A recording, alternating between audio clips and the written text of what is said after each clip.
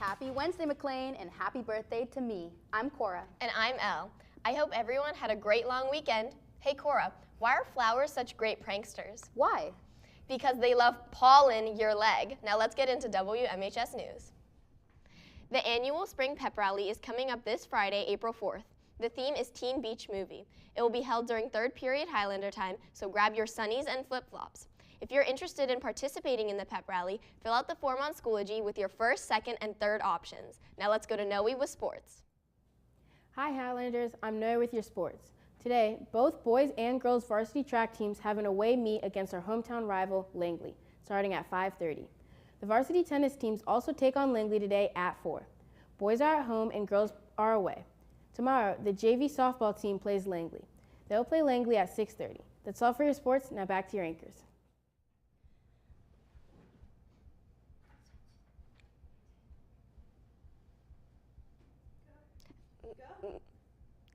McLean is hosting a spring college panel tomorrow, April 3rd, that everyone is welcome to attend. Admissions reps from James Madison University, George Mason University, and more will share their insights on the college application process. Come learn what to look for in a college, what makes a good essay, when to apply, and more. You can meet and greet the panelists starting at 6 p.m., followed by the panel at 6:30 p.m. in the auditorium. The entrepreneurship classes have been busy preparing their stores and marketing their chosen products for the upcoming McLean Market Days. They look forward to welcoming students and staffs in hopes that you will find some items you'd like to buy for yourself or a friend at their store.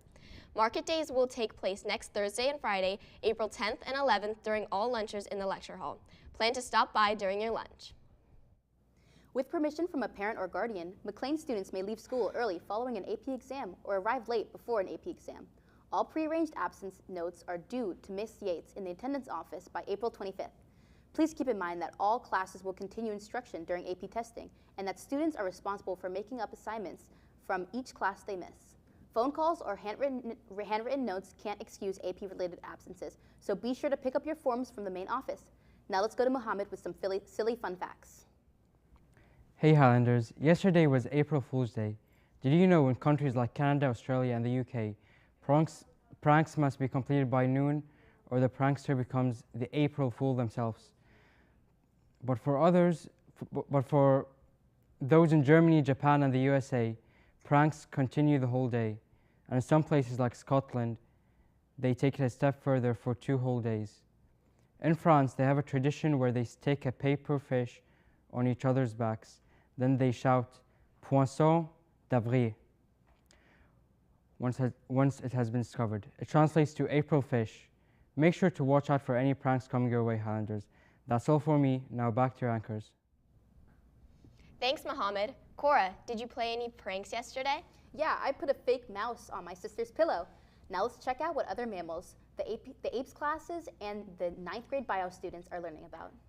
When people hear March Madness, they think of college basketball. But here at McLean, March Madness goes beyond just one species. So March Mammal Madness is just a game to go along with what the basketball tournament is doing in March, putting different mammals against each other based on the habitats and where they live.